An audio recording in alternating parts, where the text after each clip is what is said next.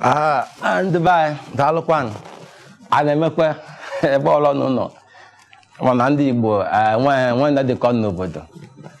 Aha m wụ Reverend John Kennedy Amechi, onye na-elekọta nzukọ nke Kraịst a na-akpọ Repentance Deliverance Ministry. Ụbọchị taa achọrọ m ikwu maka ihe ka onye n'aka n'ọnwa anyị nọ n'ime. Ịma na anyị na-aṅụrị anyị na-eme ncheta mbilite n'ọnwụ Jizọs Kraịst onye nwanyị.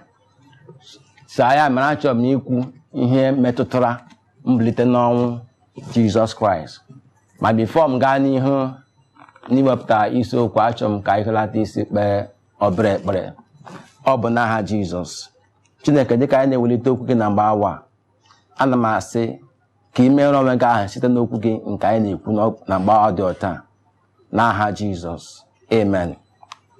Ọ bụrụ na iji akwụkwọ nsọ gị ebe ahụ, isoro m mepee na akwụkwọ nke Jọn dere isi nke 11 amaokwu nke 34 ka m gụpụta ya n'olu ndị bekee.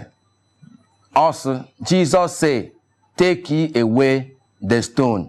Martha, the sister of him that was dead, said unto him, "Lord, by this time he stinketh, for he has been dead 4 days." Jesus nọrọ maka ọnwụ onye na-eso ya wụ Lazarus. So gaa ka ọ kpọlite ya site n'ili, dịka ọwụ ofu n'ime ndị ọ fụrụ n'anya. So ka ọ gara na-egbughị oge, maka na Jizọs wụ onye ma ihe ọ na-eme, ọ naghị atụfu oge ọwụla. So ka o ruru ọsọ ha, because maka kama eliri Jizọs Kraịst, kama after mgbe ha lichara Lazarus, ha were okwute n'olu ndị oyibo stone were kpuchite ili ya ahụ ka a ghara ime ihe mmekọtara nke ọ pụta ọzọ. Ma nka Jizọs gara ebe ahụ, maka na ọ gara ebe ahụ iji kpọlite Lazarus site na ili. O wee gwa nwanne ya nwaanyị mata saa na ihe mere na ha ga-agodu bupụga okwute a nke ha jiri dichie ili ya, ka ya nwee ike ịkpọlite ya ka ọ wụrụkwa onye ga-adị ndụ ọzọ. Ha ga wepụga dị okwute nke ha jiri wee dosie dị ili.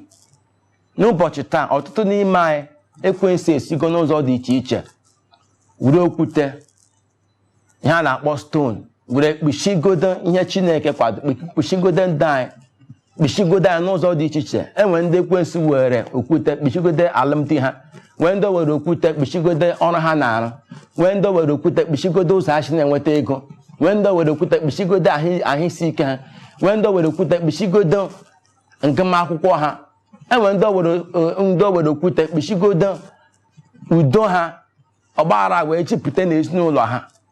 Ekwensu were okwute kpuchigodo ihe Chineke kwadoro ndị nke n'ụzọ dị iche iche, ndị nke wee na-ata afụfụ, wee na-agabiga, maka nwe onye Chineke kere n'ụwa ọ na-enweghị ka o si kwado ndụ ya ga-esi wee gaa.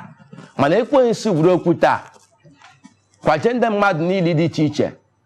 Ọtụtụ mgbe ọ wụrụ na ihe nne na nna metara ka ekwensu were jiri jide aka were okwute kwabaga ndị mmadụ niile, digide ihe Chineke desara ha, na ha enweghị ike ịfụ ya, na ha enweghị ike ibilite chawapụta, na ha enweghị ike ibilite wụrụ ihe Chineke dere ha ga-awụ n'ụwa. Ụmụ mmadụ wee na-aga na-awagharị, na-ata afụfụ n'ụzọ dị iche iche, na-agabiga ọtụtụ ihe dị iche iche. Ihe awụ ihe ekwensu mere na ndụ Lazarus, mana Jizọs gara kpọlite ya. Mana bifo kpọlite ya, ọ gwara ha wepụga okwute. Lazarus wee wụkwa isi n'ọnwụ bilite. N'ụbọchị taa, anyị na-eme ncheta mbilite n'ọnwụ nke Jizọs Kraịst onye nzọpụta anyị. Ana ị maara ihe nke ahụ pụtara, ịma ihe ọwụ oge nnapụta, ọwụ oge nzọpụta, ọwụ oge ịdọpụta mmadụ n'agụ nke a na agụ nke ọzọ. and achọrọ m ime ka ị mara ọ ga-ahụ ekwe m ka m kọwachara gị ka m tọwa ya ebe ọ ga-edo anya ihe okwute ndị ahụ pụtara mana ana m egbu na nkenke iji mee ka ị mara ya mere ebe na ebe ọbụla ị nọ na-anụ olu m na-afụta m enwere okwute ekwensu jiri ekpuchigide ndụ gị enwere okwute nke ekwensu jiri kpuchigide alụmdi mkpuchigide ọrụ na kpuchigide ọganihu gị kpuchigide ngosi nke Chineke kwadoro n'ụzọ gị n'ụbọchị taa. Ana m ekpekperesi okwute ndị a ka ha were ihe bupụrụ n'ụzọ na mgbawa dị ọcha. Ana m ezi mmụọ ozi ahụ nke bịara n'ụbọchị ahụ wee kwapụgo okwute ahụ eji kpuchigide ili nke Jizọs Kraịst nke anyị na-echeta n'ụbọchị taa. Ana m asị ka mmụọ ozi ahụ zute gị ebe ahụ ị nọ ma kwapụ okwute ahụ nke ekwensu ji wekpuchigide gị.